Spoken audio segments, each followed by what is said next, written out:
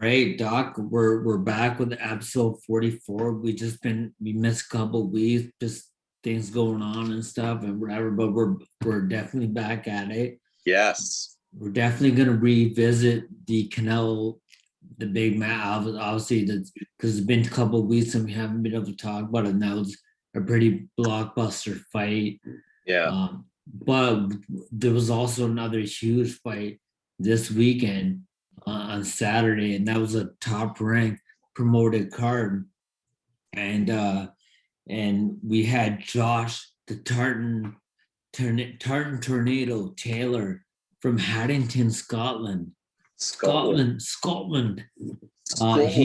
He improves now just to 18-0 and 13 KOs. He doesn't have that many fights. No. Right? Over Jose Jaguar Ramirez, 26-1.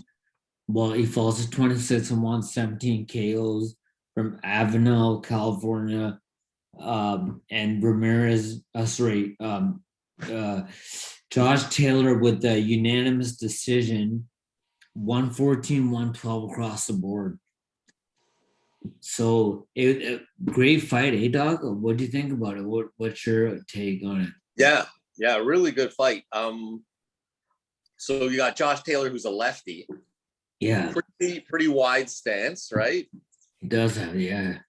But what I saw, what was interesting was in the third round, Jose Ramirez's trainer is Robert Garcia. So after the third round, Garcia in the corner says to him, "Hey, he's waiting to walk. He's waiting for you to walk in. So be careful." Right? And that's what he caught him with, right? What happens in the sixth round? He comes in, catches a short, tight left. Left, straight left. Cross. Yeah, just straight cross. Right on bang. A nice counter. A nice counter, right? Yep, slip counter, bang. And he's got a fast, sniperish left hand, Josh Taylor. Every time he sometimes threw it as a lead as well. And he was quick. He had some nice footwork, some nice double jabs to get on the outside of Ramirez's foot. And then he throw that nice sharp left behind it. The other thing is he'd throw the left.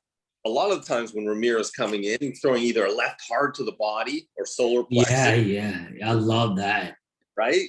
Yeah. And then you saw Ramirez go down like that when he got hit solar plexus. Especially when they showed the replay on it and they slowed it down and they showed it because you can't always see body shots.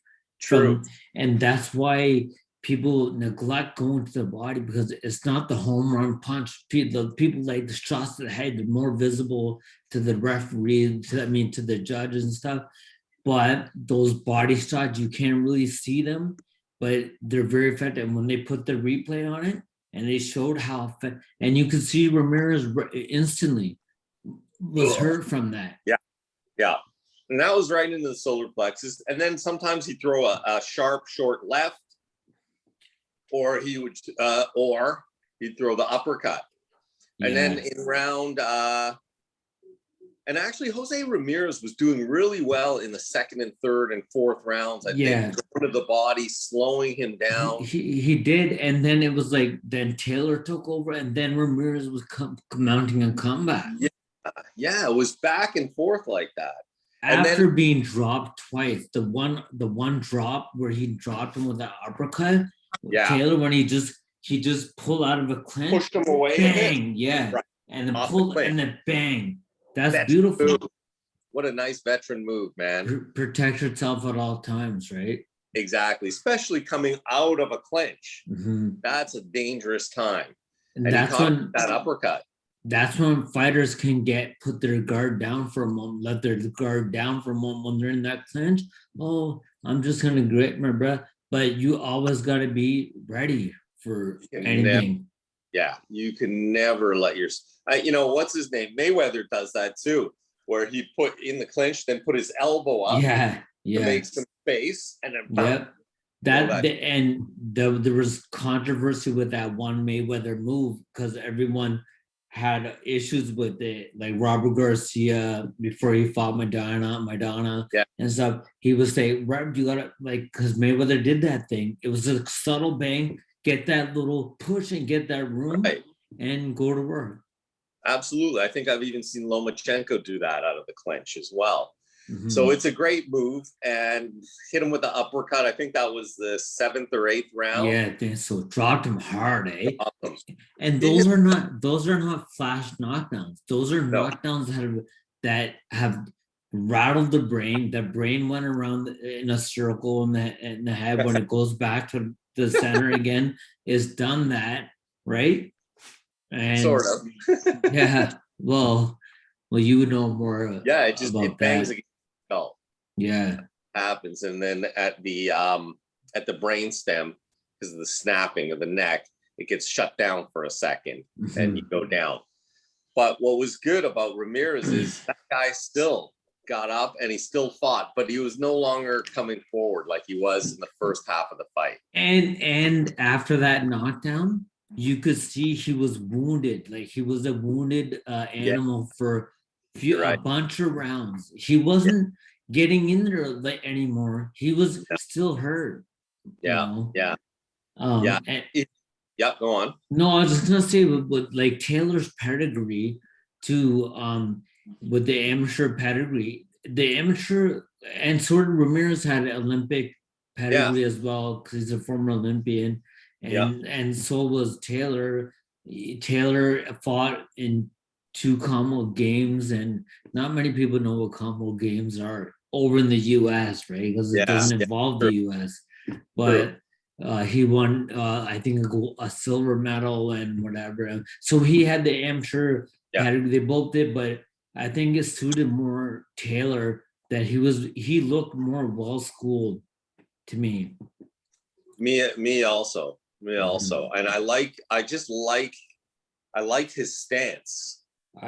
His boxing stance, and I like how that left was always there in the pocket, ready to fire. He did everything like that you would when it's textbook boxing. This is how you teach it. That double jab, that nice jab, the counter shots, the slipping, boom, slip, bang, going to the body, and he went to the body a lot, and they were even talking about it at the beginning. That they were talking about, to be honest, Doc, like I don't know. I didn't know much about Taylor going into this fight. And I think many people were like me because this fight wasn't huge, like talked about, like this is a huge unification. This was like, it was still a massive fight. Don't get me wrong, but people weren't talking about it as much as they did when Bernard Hopkins unified the titles and when other Terrence Crawford unified, like those type of thing. You know what I'm saying? Yeah, absolutely. I'm wondering like how well known he was in Britain though. For example, they didn't even pick that fight up over there in the UK.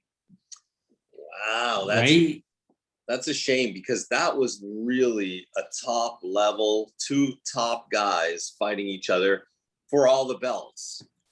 It was amazing. It came through. It was such an entertaining fight. Yeah, it doesn't happen that he's only the 5th fighter to unify.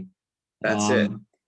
And become the couple other ones that did that was Bernard Hopkins, and then Jermaine Taylor, and Alexander Usyk and Terrence Crawford. That's it, that's it. And then, I mean, we're in the belt era. Like, there's so many belts in boxing. Yeah. But whatever. That's just the way. That's the way the game's going. Yeah. But great fight. At Top Rank Bob Arum, Top Rank promoted. That's why Top Rank, because this is the unfortunate thing about boxing, and when you don't have the same promoter, the fights are hard to make. And sometimes they don't even get made ever. And you never fight this guy. But since these guys were both Top Rank, it was so easy to make this fight happen so quick. And for Taylor the option when they brought it to him, he said yes right away to it. Yeah. I gotta give him credit for that. Yep. It's something good to see again. Top guys fighting top guys. But we'll talk more about that because of all the crap that's happened recently. Yeah, for sure. We gotta talk about that. And that's what boxing is about. The top fighting the best of fighting the best. That's what everyone wants to see. Yeah. Okay, then. So this is just what he said, just a little bit. He's like, I can't do a Scottish accent, right? I just it's a hard one. I'll fight. What did Braveheart say? William Wallace is like, I'm from freedom, but I forget what he says, man. I'll come back to that, but I can't do it in a William Wallace type act because Josh Taylor doesn't sound like. Well, he does a little bit with the Scottish accent. The Scottish accent, but he's like, I'm ecstatic. I was trained my whole life for this, and I've dreamt it so many times, and I'm so happy. And I'm over the moon. That's what they say in the UK. Over the moon. Over the moon. I'm so elated. I'm so elated. I'm over the moon. That's awesome. Yeah.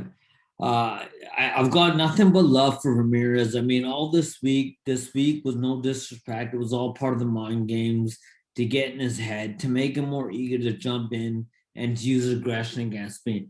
One thing, and the buildup was great for this fight. Like, there's a lot of respect, but also these guys were going at each other. Right. Yeah. And there was, you can see it in the hotel lobby. They're going after each other. Yeah. They're like Ramirez. Yeah. And Taylor. Like, this is beautiful. That's what we like to see. Yeah. But and it happened in the ring too, like at the end of some of the rounds where they were getting in each other's face. Yeah. There was genuine dislike. And usually, Doc, when a fighter says, I'm gonna knock him out. I'm gonna beat him. I'm gonna knock. That guy usually loses, eh? Yeah. Kind of the guy that said, I'm gonna beat him. I'm gonna knock him out. I'm gonna do this. I'm gonna do that. But Taylor was talking like that, and he backed it up, man. Like, usually it's not that way, right? Yeah. And that was nice to see. But I just liked the way he fought. I liked his footwork. He really used that left hand the way you should when you're fighting an orthodox fighter if you're a lefty. Yeah. And he used it well. And he made that weapon scary for Ramirez. Yeah, he definitely did. He did. And now what he's saying now, post this fight, is that he's looking, he will go up to 147 to fight Terrence Crawford. And that's another top rank guy. And this I would love to see that. Yeah, I mean, Taylor's a big five. I think he's 5'11". So yeah, he's a big boy. He's big. Yeah. Mm-hmm. I think he would transfer well to 147. Yeah. And that's one of the most competitive weight. Always is in boxing, the 147-pound weight class that's usually the best fights in that weight, the best fighters in that weight. Yeah, for sure. So then we got this ESPN broadcast of this top ranked fight. ESPN, their broadcast is amazing. Like with Andre Ward and Timothy Bradley, Joe Tessitore. Yeah. These guys are awesome. I love listening to them. Yeah. They're all sitting at the tape, their broadcast booth, and then out comes Tyson Fury. Tyson Fury. He's been in Miami. He's been training in Miami, but he came down to Vegas. Yeah. And they showed him. He signed. It's signed and definitely signed and confirmed that he signed the paper that he's fighting Deoanty Wilder in the third fight again. And this is our segue into the next part of this. July 24th is the fight. July 24th, instead of Fury and Joshua. That Fury, he even announced it the day before. I've just spoken with the king, the prince or whatever is in Saudi Arabia, and then the next day the curveball is thrown, and Deontay Wilder wins arbitration and goes through arbitration, wins it to force a third fight, and that threw everything. Can you imagine? Eddie Hearn was like saying, like, I couldn't even sleep. I was putting the kids to bed, and then all of a sudden I get this news, and I was just like, well, no one's heard anything from Eddie Hearn right now. He's probably like, I don't know, man. Well, I mean, Eddie Hearn, you go back and look at some of the stuff he says. Oh yeah, it's happening. It's with the lawyer. Yeah. Oh, I got an announcement next week. And then before that week ended, we got this arbitration thing. So in other words, what's happened is the courts are now in the business of matchmaking. And I know, eh? And it's not what the people want. It's not what the people want is the thing. No, but was it? So what was it with the, because it was in the contract for a trilogy before fighting anybody else? Is that why? Yeah, because of that. I guess like the loser of the second fight, the rematch, or I don't know exactly what it was, but it basically was saying that Wilder can exercise, the loser can exercise the right to an immediate rematch. And the thing is, like, usually fighters take step aside money. Like in this fight with Taylor and Ramirez, Taylor had an opponent, a mandatory, but they gave the mandatory stepped aside. He's like, go ahead, take. I forget the mandatory was take this fight. So the talk was like, we'll give him money to go, but Deontay doesn't want money. They offered him like $7 million. Hey, step aside. $7 million to step aside. Wow. But he doesn't want it. He's caused such a. The thing is, he's even more so now, the villain in this whole thing. I hope he gets his ass knocked out, man. Who, Wilder? Yeah. Yeah. He like on the one hand, you go, okay, if it's in the contract, well, then Tyson Fury broke the contract, right? And then you go, I get it, I understand. But like you said, there's other options that could be done, like step aside money, like saying, okay, no matter what happens in the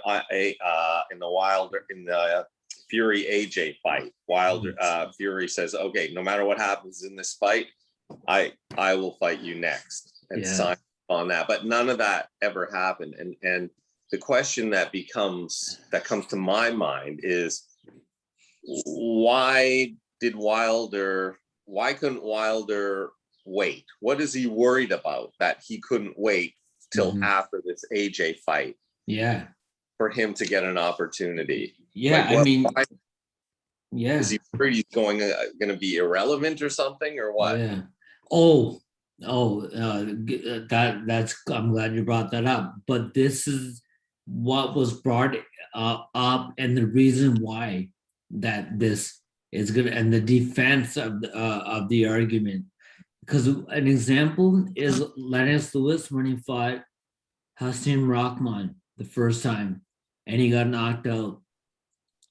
And then Rahman was gonna go and fight somebody else, but Lewis took it to court, and basically his argument was, "Hey, I'm 35 years old. If I'm gonna get older, and then I lose that ability to have a better chance at." So that was thrown in there too. That Wilder, he's gonna get older. It's funny as it may seem, but this is legalities of it. Yeah, I know, but the difference with the Lewis Rahman fight is they just had one fight. Yeah. Yeah, true. Wilder Fury had 2 fights already, and Yeah. Wilder was knocked out, clearly outclassed and beaten up, and Tyson just knocked him out. I mean, That Lewis was knocked out. settled, right? Yeah. Like that settled this.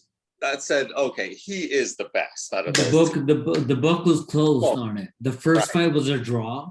right. The second fight was what would indicate who's better, especially if it was a clear cut beating like Fury gave him.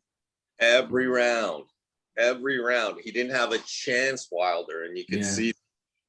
So I saw some recent training footage of Wilder with Malik Scott. Yeah. So Everyone, now, yeah. Sorry. to me, well, I maybe he'll learn a couple of things before this fight, but in general, I think the fight's going to go the same way. He's just doesn't have that deep boxing pedigree like these other top guys have that have been doing it since they were 10, 11 years old. Right. So I don't see how much improvement. I think he'll be smarter in the ring, but skill wise to tag Tyson, no way. And Fury said it in the ESPN broadcast when they're interviewing him. Was like, I got his heart, I got his heart, I got his will, I got all in my pocket. And basically, he's right. Like, he is right. It's hard to come back and face a guy that's knocked you out and beat you up and outclassed you, and it's hard to come back, and let alone even trying to make it a competitive fight. Yeah. To beat him, knowing that he's already beaten you and hurt you and knocked you out, and it wasn't even close. No. And now we gotta. So July 24th will come. They'll fight. Our prediction, I believe, is the same. That Fury will win. Yeah. And then how much longer we gotta wait then to renegotiate an AJ fight? Like how are we gonna even see that fight in 2021? Okay, so then let's bring that up now. Like then AJ and the mandatory for Anthony Joshua becomes Alexander Usyk now for the WBO title. Yeah. So and that is being right now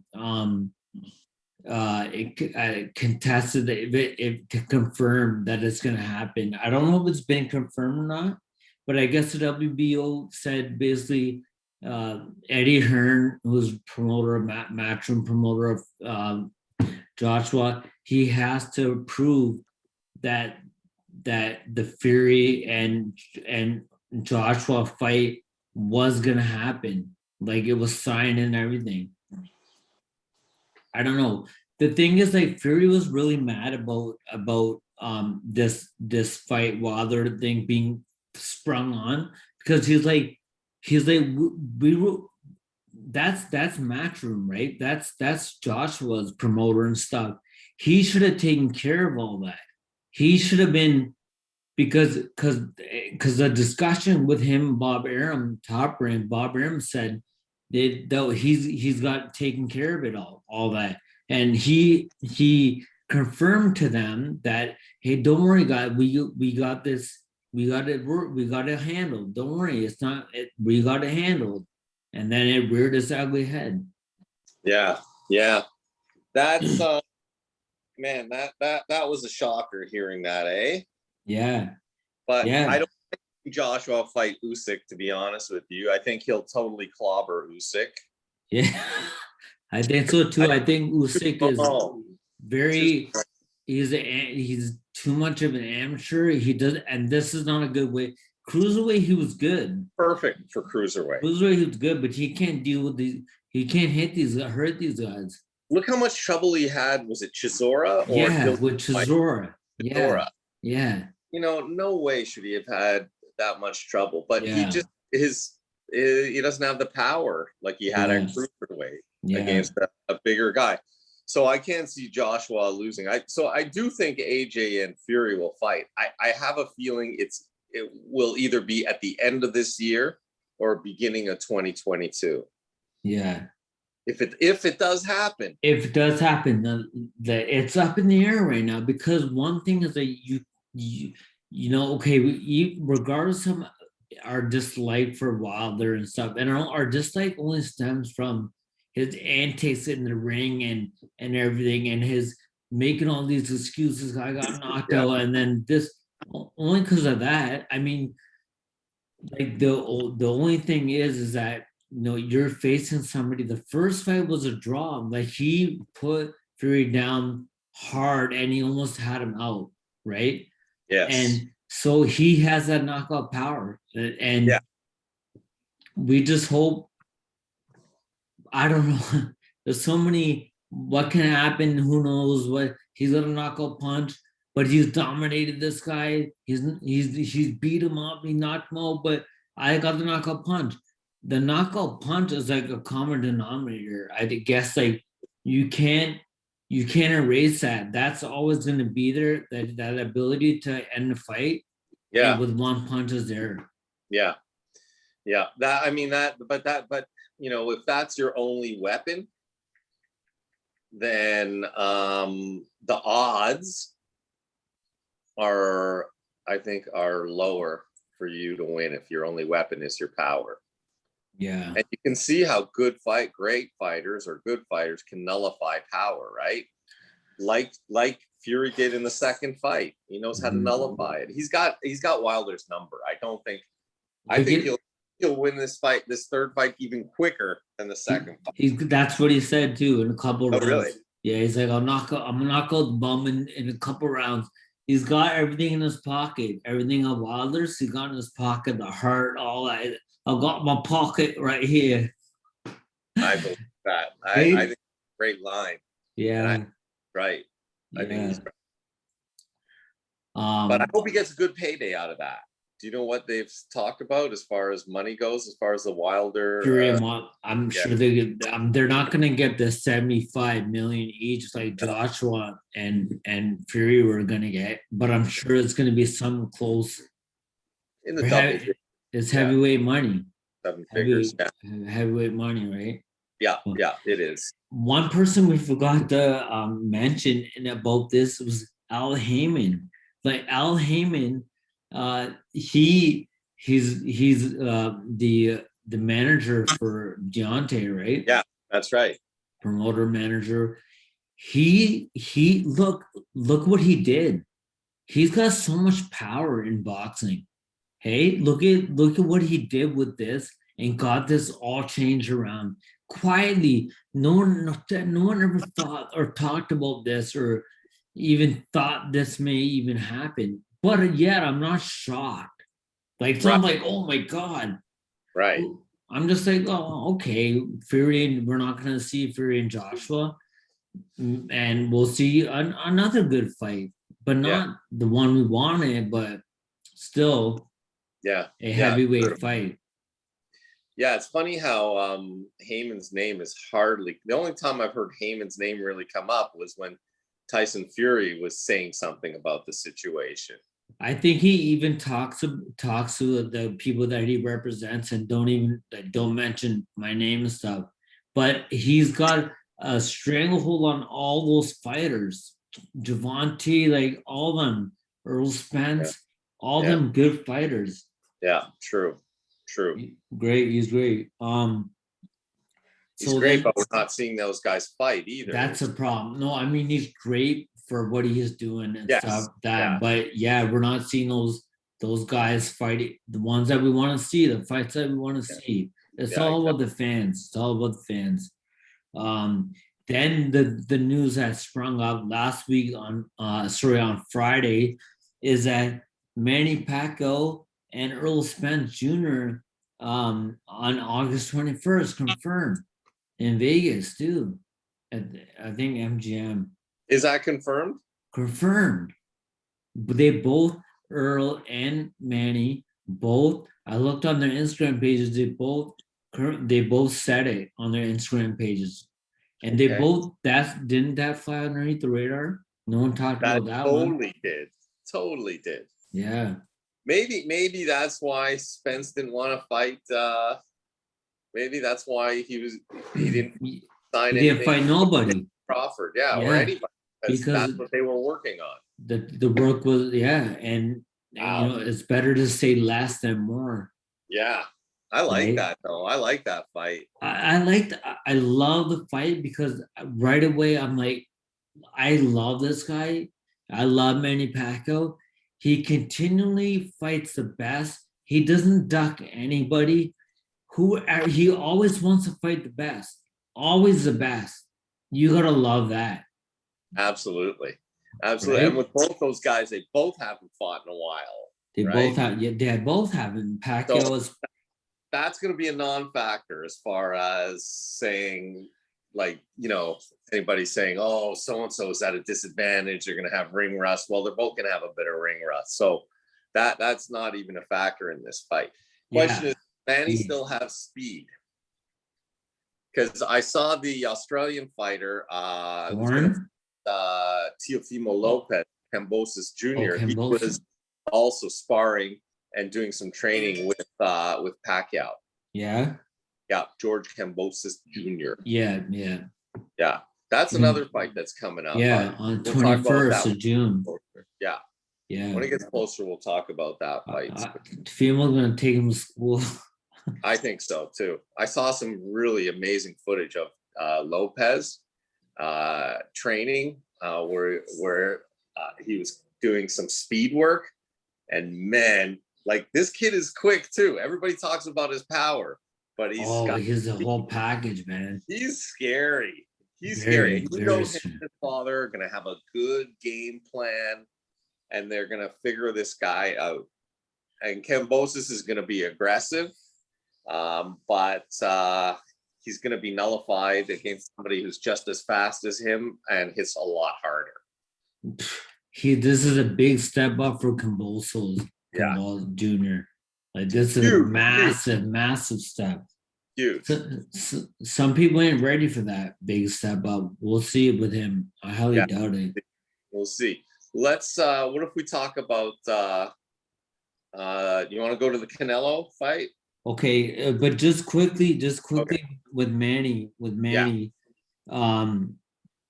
No, this one Manny says, he goes, it's a done deal. I'll see you all in Vegas for the biggest fight of the year. Pacquiao posted out on social media at the MGM Grand. It's gonna be Premier Boxing Championship, like Al Haymon with Premier Fox Sports pay-per-view. That Pacquiao is 42 years old. 42. You know what I watched, Doc? I watched Marco Antonio Barrera speaks good English. Really, he's good. I love Barrera. And I love Eric Morales too. And they were sitting side by side. Lately, they've been hanging out a lot together and doing interviews together and stuff, which is great to see because they were bitter rivals. But Barrera, and when they asked him about Pacquiao, because they both shared the room with Pacquiao on occasion, and Barrera said he's gonna win, and Morales even said too he's gonna win. That Pacquiao's gonna win. It's possible. It's possible. He's 42. He's 42 years old. He hasn't fought in 25 months. But the thing he said about that Pacquiao, he's like, I'm always in the gym, and you can even touch on this, Doc. Because remember, John Pascal talked about it too, that he's in the gym, but he's rested. He's really right. He needs that time to rest, even more so than fighting all the time every few months, right? That's what changes as you age and you get deeper into your boxing career, right? At the beginning, you're young. Yeah, let's go 3-4 fights a year. Let's do it. And man, when you do that, when you're young, you just seem to get better. But then when you're in your 40s, like Pacquiao, now the opposite is true. You don't want that many fights a year. Your body needs to rest. The tissue needs to recover.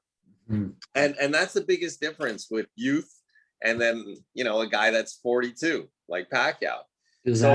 get that. I understand Yeah. that. And But I use, oh, sorry, go ahead. yeah, I was just gonna say, so 25 months out of the ring for Pacquiao. Yeah. But how many months was it? 18 months for Yeah, both, yeah, for a Spence. car accident for Spence. And a car accident, yeah. Right. So that's equal. They're equal ground as far as ring rust and when they last fought. The question is, does Pacquiao still have his speed? I believe he does. Does he still have the legs to move him so quickly and so well around the ring? That's to be seen. I'm more concerned about his legs than his speed, because I think that's the first thing that goes for sure. You get older are your legs. Yeah, that's true. And I used to think that, you know, the fighters, they when they start making that big money, they don't fight that much because they're making big money. But it's not. It takes you a long time to start making that big money when you're older, when you're a little bit older. So, but you can't fight all the time. Your age is something that you can't reverse, right? Right. Yeah. The great equalizer. Yeah. But I mean, and even if Manny's not what he used to be, and he, instead of up here, he's here, but even Manny Pacquiao's here is still better than most guys. It's going to be very interesting, because if he comes like he does, you know, Pacquiao's aggressive. If he comes like Sean Porter came at Earl Spence like that, but we're talking from a southpaw stance and hits harder and faster, he has a great shot. I mean, Spence is, if you look at the tail of the tape, but Spence has everything for him: the height, the reach. He's bigger. He's a lefty. Lefty too. Yeah. But Pacquiao's I can't think of too many lefties that I can't think of them right now. I got a whole list of all opponents that he's beaten. Oh man, I mean, he's only beaten the best of the best. Best of the best. Like his last fights are all, I was looking at his box record, and the last 28 fights are all big names like Keith Thurman, Broner, Luis Matisse, Jeff Horn, Jesse Vargas, Timothy Bradley, Floyd Mayweather, all like big names all the way down to all the way to Marquez, Eric Morales, Hector, Oscar Larios, Marco Antonio Barrera. Like, geez, man. I know. Cotto. Cotto's in there for sure. The Bradley. Juan Manuel Marquez, Shane Mosley. He fought De La Hoya. He fought them all. Yeah. And beat most of them. Yeah. That's why that's I think I do give him the edge over Spence. Like, Spence is so gifted and so good. Yeah. It's really hard. You cannot never count him out of a fight. Like, this is going to be a hard fight for both guys. But let's think ahead now. Let's think what happens to that division if Pacquiao wins that fight. To the welterweight division? Yeah. I mean, so then, would we see, do you think, a Crawford Pacquiao fight? I mean, it'd be interesting. Yeah. I know, honestly, Doc, and my honest opinion, and I think a lot of people are echo this too, 42 years old, regardless of what, already fighting at 42 years old. And like Barrera and Morales were talking, like they're like, we fought him like in 2010 or what, he's still fighting at the highest level, and we're like out of shape. Well, Barrera's in good shape, but Morales is not in shape. We're out of shape, guys, talking about boxing, right? Yeah. And but I think so. I mean, this will be his retirement fight. And just kind of like Frampton fought, knowing that when he fought Harry, knowing that he's retiring after this fight no matter what. Yeah. I think Pacquiao might have that on his brain, and that may play in a factor of how the outcome of the fight will happen. I don't know. There's so many different angles you can throw at it. Yeah. especially because he's fighting in like a really thick division, a deep division. It's not like he's fighting at like 154, which has a lot of good fighters, but not as deep as 147, especially with some young guys coming up too at 147. Yeah. So that'll be interesting, man. Yeah, very interesting. I'm kind of it's exciting. It's something to look Man, forward to. look at all the fights in boxing that are happening. But Yeah. the pandemic happened. There wasn't no boxing going on. Yeah. Then slowly, and all these fights are gonna happen. That fight is gonna be. It should be a massive fight. They're saying in Vegas. Then it's gonna be back to normal. People are gonna be back to venues and like it was before, prior to COVID. Yeah, definitely. Let's just backtrack all the way to 2 weeks ago, prior, and then we got Canelo Alvarez's in Arlington, Texas, TKO on the 8th over Billy Joe Saunders. I'm interested to hear your opinion. Yeah. Canelo moves to 56-1, 38 KOs. Over Saunders, who didn't come out for the 9th round. Billy Joe Saunders 30-1, 14 KOs, who didn't come out for the 9th round after an eye injury, which was a severe injury. I just the talk around the water cooler was, oh, he quit. Some fighters, some people that never been in the ring again, be in their life, oh, he's a quitter, he's quit. I would never have quit, and this and that. But what do you think, Doc? An injury like that? So it was Tibbs, right? That called. His corner. Yeah, it was Tibbs. I gotta tell you, I got mad respect for him. Yeah, because he did the right thing. He did. So it's a quadrupod. Quadrupod, that's the name. Yeah. So there's bones that connect to other bones inside and out here. So he had 4 fractures and inside, and it collapsed. So you couldn't even see this bone right here. You couldn't even see it. It was flat. It's the right thing, because by calling the fight, Billy Joe Saunders will fight another day. But before we get to fight another day, I don't even think he'll fight again from an injury like this, because the talk is that this is a career-ending injury. Possibly. Is it not a quadra? Not necessarily, but it all depends on how it heals. Yeah. Right. So, but they will say that. They usually say that it's going to be a career-ending injury, just like Sugar Ray Leonard when he had came back and fought 3 times, right? Yeah. Right. So, I don't put too much weight into that right now.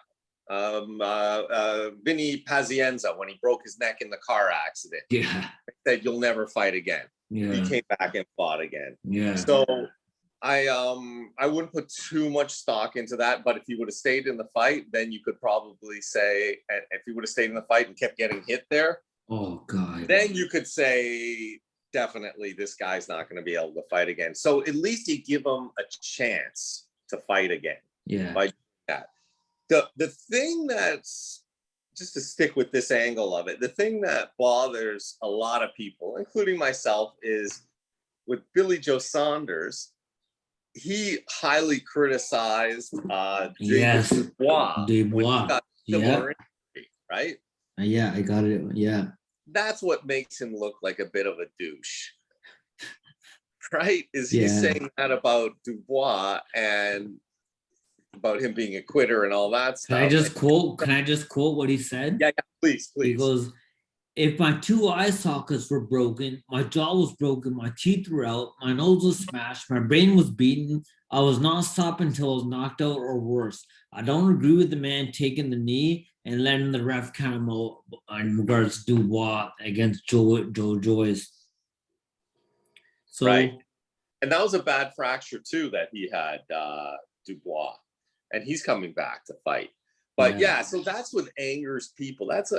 He's always been a big mouth, Billy Joe Saunders, but now he really put his foot in his mouth. He did, literally, eh? Yeah. Yeah. You can't say shit like that if you've never had an injury like that. Look what happened. Look at Margarito. after he got his orbital bone busted. Yeah, but who cares? That's karma for him. He wore loaded gloves and he got his eye smashed in. That's True, karma. but in his fights after that, including against his rematch, his eye was never the same. Right, it was never the same. So it's the right thing to do to stop the fight. Like your cornerman, like Tibbs, he did the right thing by calling that fight. And you can't call Billy Joe that he didn't tough it out. It just would have been a disaster. And especially he's going up against a guy that hits as hard as Canelo. Yeah. What if he got hit a couple more times in the next round? So just quickly, okay, first that uppercut. And then secondly, like, look where he was positioned for the uppercut. It wasn't like he was just right here and got hit with the uppercut, because it's got to travel a distance. This is like at the beginning of the punch where it's so powerful. And I'm not saying you should fall through, but it's so powerful here while you're down here. And he's just, right. And this is what Canelo said right when he landed that punch. He's like, I knew it. The truth is, I knew it. I think I broke his cheek, and I was gonna come out. And he wasn't gonna come out of the corner. That's what Canelo told Eddie Reynoso after in the round. You could see that Canelo knew right after he hit him with that. He knew it was over. He said he felt it. Yeah. I broke his face. Like I broke him. And that was alpha. Like Billy Joe swung and a miss, and then it was followed with that uppercut. Yeah. Because every time he would throw that punch, Billy Joe in the previous he would go down, right? Right. And they saw that from the first round. After he's through in the first round, Canelo threw 4 body shots. The third and fourth were really hard thuds. Mm-hmm. The first and second were from a little bit of distance, but still hard. And you saw Billy Joe react to that. And from then on, he was reacting by going low. And Canelo's team saw that from the corner, and they knew it's going to happen. The other ironic thing is, what was the very first punch Canelo threw in the first round? It was an uppercut to his chest, a right uppercut. Yeah. What ended the fight? A right uppercut. Yeah. Their game plan was solid. That's brilliant game plan. And the thing is, like, honestly, to us watching, and for me, I'm talking about myself. When I was watching, I'm like, Billy Joe is doing good. He's winning rounds. This looks like a close fight, but this is the marathon. This is not a sprint. Yeah. And these guys have a game plan. Like, be patient. It's gonna happen, but you just gotta be patient. Right. And that's what. And then bang, he broke his quad drop. Yeah. And you can see you never saw panic. You never saw them going, "Oh, you're behind. You're losing." Never saw that. It was because their game plan was that they know. Don't worry. It's gonna come. Keep going. We're gonna get it. He's too strong, man. Every body shot hurt Billy Joe Saunders. And I just thought, this is just a matter. He's being so patient. This is just a matter of time before he lays this guy out somehow. And sure enough, wow, man. I didn't know it was going to end like that. But boy, did he time that beautifully. He went down into it and got the full force. Oh, God, that was so brutal. It was. And right away, his eye, you saw it. He got out right away. Came up and he's going. Yeah. Right? Yeah. He's going like that. Yeah. So you could see if we learn in school and at chiropractic college, one of the things we learn is, like, if somebody's in an accident, like a car accident, one of the important questions to ask is, did you feel the pain immediately or later in the day or the next day? Okay. If they say later in the day or the next day, many times that means it's a soft tissue injury. Okay. But broken bones and a hard tissue damage, you will feel almost immediately. Okay. That's how we differentiate whether somebody should get an X-ray too. Or so the fact when I saw him, as soon as that punch was landed, and I saw him coming up, and his eyes starting to turn color and swell up. Yeah. I thought that's when I thought, anyways. Oh, that's swelling's happening immediate. This is not soft tissue. Something's wrong here. And sure enough, it was broken. Yeah. And like he was winning the, obviously is Texas, right? Like it's gonna be impossible to beat Canelo. You gotta knock him out to get a draw in Texas. But he was winning the fight up into that point, 77, 75, 78, 74, 78, 74. Not according to me, though. I don't know. I thought it was close. I thought it was very close. Yeah. And I thought that Canelo, because of his the power shots, that he may even be inching ahead, actually.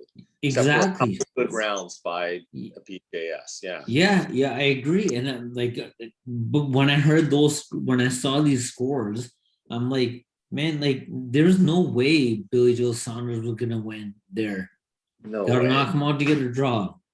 Yeah. Thing, right? Yeah. So what other people were saying about, I just want to read what Fernando Vargas was saying. Yeah. Fernando Vargas, he was a good fighter and stuff. This is what he's saying, is like, you really quit like a V, like vagina. You're really gonna do that? Oh my, come on, Vato, really unbelievable. How dare you call yourself champion? You quit like a female dog. How dare you do that? You're an embarrassment to the sport and all the men, because you're not even a man. You should be ashamed. How what a bashing that was for words. But I would never talk to anybody like that. Who knows what I was saying was like, I know I've been hit hard. I'm obviously not broken orbital bone and quad drop, but anything like that. But I've been hit hard, and you don't. How can you say how hurt you are? I know I've been hurt a few times, like really bad, but I wasn't gonna show how bad I was hurt. Well, Vargas comes from that school of old school. Yeah, you're right. School of die in the ring. Yeah, right. Don't drink water when you're training. Just no old school. Before, right. But he comes from that do or die, and you never give up, no matter what's happening to you. That's right. Like, so he comes from. I get his perspective. I completely disagree with it, because that dude BJS has kids. He has a family. Yeah. I'm sure he wants to be able to see out of both eyes. Yeah. So I don't know. That's a bit harsh, but look, it also comes because of all the talk he did beforehand. Yeah. And that's always done. Yes. If he hadn't done that, other boxers wouldn't be so. They'd have sympathy for him. Like Daniel Dubois. Like, he doesn't talk a lot of shit and stuff, whatever. And when he had that similar eye injury, not many people discouraged him and talked negatively towards him and stuff. Some did, said he quit, whatever, but not like to this extent, because this was on a bigger stage as well, to a massive stage. Right, that's a factor too. Yeah.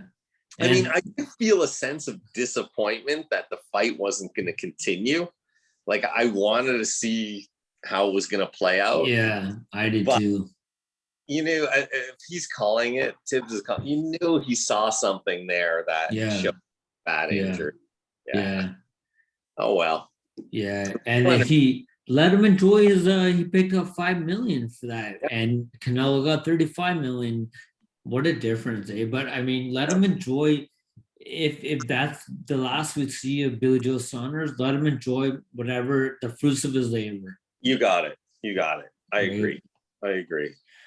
Quickly, Doc, I don't know if you saw this fight, but I actually picked the winner of this fight, and this was Brandon Figueroa, the Heartbreaker Figueroa, WBC Super Bantamweight title.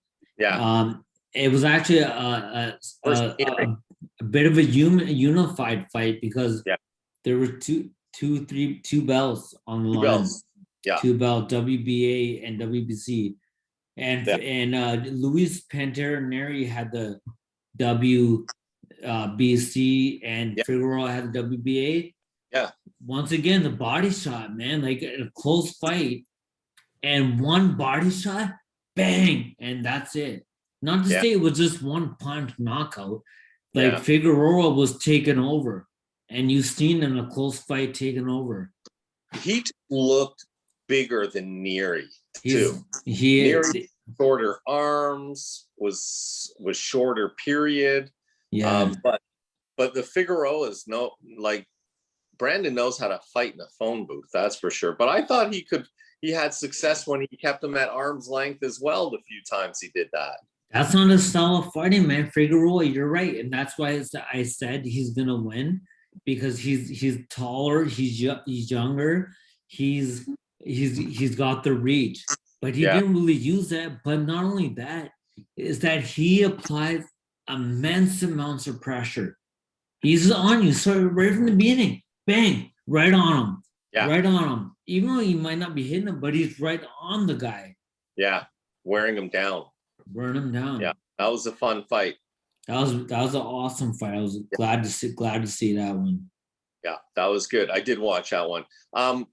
Just to go back to Canelo now for a second. Yeah. Demetrius Andrade crashing the post-fight interview. Yeah. I got a few opinions on that. Yeah, okay. Number one is, dude, you're at 160. I know. Why heck would Canelo come down to fight you at 160? First of all, there's bigger fights and bigger names at 160. Secondly, Canelo's not coming down to 168. Why is he going to fight you? Now, my other 160, yeah. Right. My other point is, Andre, you got beasts at 160. Yeah. Why are you great. Okay, you're going after Canelo, right? But he hasn't fought enough big names, Andre. No way, man. Like, fight Charlo. Yeah, exactly. Jamal Charlo wants to fight him. Yeah. And he said it many times. And so why make those fights happen? There's big fights at 160. Make those fights happen. That was funny, hey, when Andre gets into that press conference post fight, and he goes, so Canelo, so when can we get something going? Let's make it happen. What's up, Canelo? Congratulations on the job. I'm a big fan. Yeah. And then he's like, Canelo's like, I know you are. He's like, I know, because he's like, I'm a big fan, man. I'm a big fan. He's like, I know you are. I love Canelo, man. Yeah, that was awesome. He goes like, come on, man, you fight with nobody. And I think he said, I saw your fight. You're horrible. He's like, you're horrible. He's the we all thing, man. Oh wait, you like Andre? I like Andre, but I want to see him against tough guys in his own weight class. He's got to fight the guys at 160, the big names at 160. That's the only way he's going to make a name for himself. And that's up to Eddie Hearn. He's with Matchroom too, right? Yeah. Yeah. So that's something I noticed.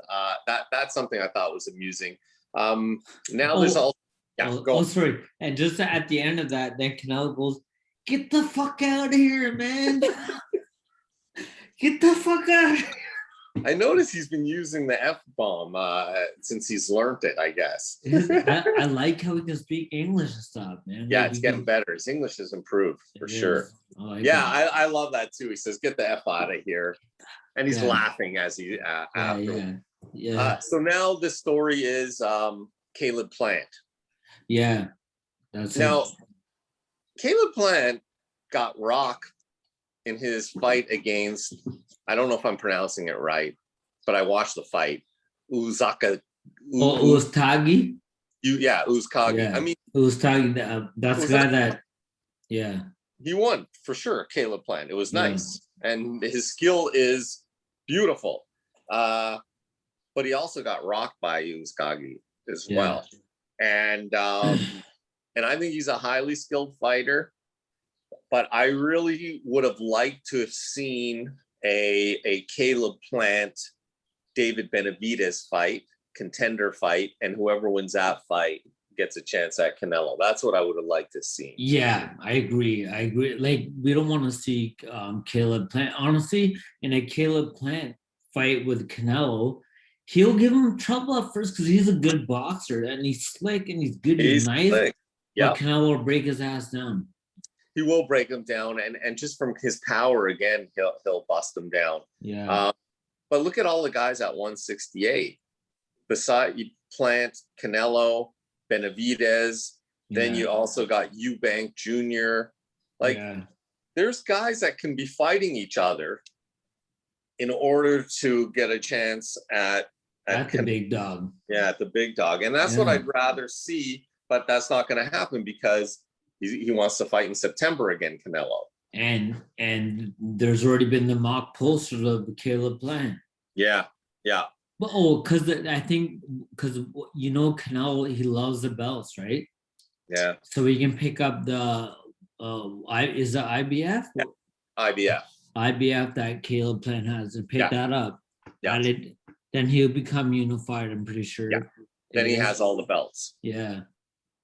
So I don't know what Canelo will do after that. Will he stay at 168? I can't see him going down to 160. Now trying to do a weight cut like that, I think would be very difficult. But I could see him go up and fight more at 175. I mean, I'd hope so. I mean, and then if you look at 175, then you're looking at who, in my opinion, the best guy there, Artur Beterbiev. And I saw this. Yeah, Bivol too. I mean, Bivol's there too. But I mean, I think is Beterbiev is Doc, you know the sledgehammer? The sledgehammer, the weighted sledgehammer that you hit on the tire. Yes. Okay, yes. I seen Beterbiev do 30 minutes of that, of hitting the tire that's like standing up like that, just hitting it half an hour. Like, I can only do one round and be like tired, man. That's incredible. I know I could only do 2 rounds and then I get tired. You like to upstage me, eh? You know it, bro. Yeah. Of course I have to. What else do I got on you beside AT? So I gotta have stuff on there. Yeah. But I think I think it's gonna be still like I think the fight with Caleb Plant is gonna be an entertaining fight. And I think Canelo will win just through his skill and power. But I think it will be entertaining because Plant does have very solid technical skill. And he has some defense too. Like, the guy can move. Mm-hmm. So I think it's going to be a good fight. But I always keep wondering, though, like, what's going to happen after this fight with Canelo? What does he do? That's on the back of my mind now. Because that's it. He'll have all the belts, right? So does he stay at 168 and keep defending? Maybe. No, I doubt. I think if he cleans this up, time to move on to. But I mean, maybe not, because he knows what's up. What's up waiting for him at that weight class too. Yeah. And we're not talking about just Caleb Plant type of Billy Joe Saunders type of opponents. We're talking about killers. Yeah. Beterbiev and Bivol. Very, very tough, good fighters. Yeah. Like, excellent fighters with power too. So, and weight. And they've been at that. Bivol and Beterbiev's been a 175 pounder for his whole pro career now, right? I'm not sure. I'm assuming. I think so, because these are the type of fighters.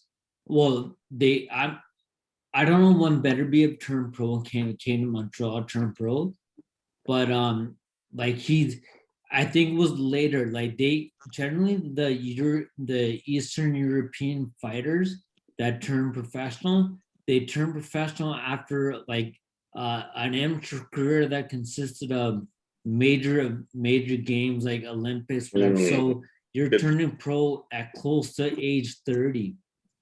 Wow. Yeah. Yeah.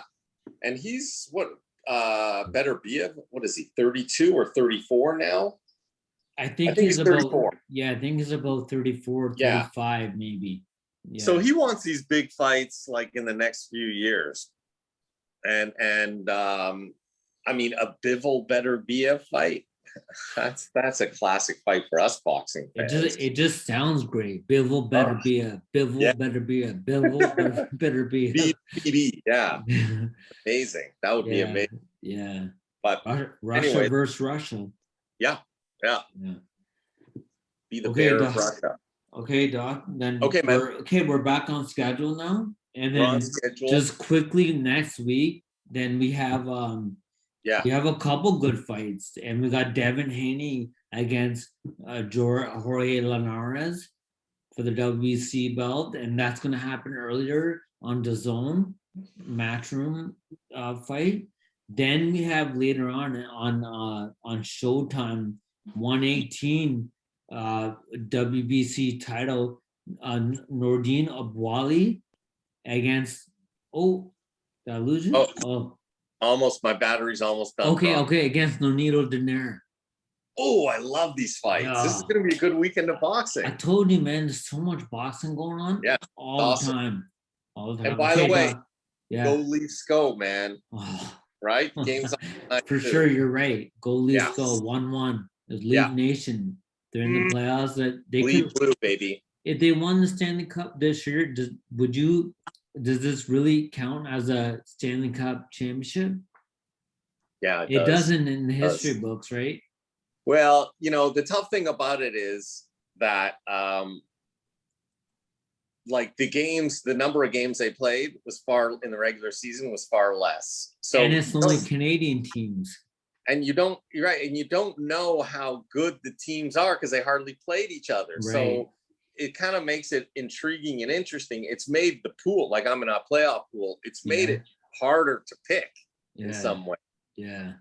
But either way, if they won the Stanley Cup, woof, that'd be nuts. That'd be good. That'd be something for everyone in Toronto to cheer about, man.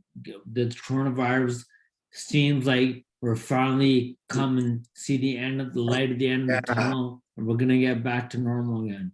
Yes. Yeah. And if that happens, and we're still in Corona over the winter, I'll watch way more hockey. Oh man. Now I can't join you on a podcast on that, man. Sorry. We're only doing boxing, bro. That's number one still. Okay. Always will be. All right, Doc. Man. Okay, then we're out then. We'll see you guys next time. Subscribe to our YouTube channel, Doc and the Boxer. All right, guys. You got it. We're out. We out.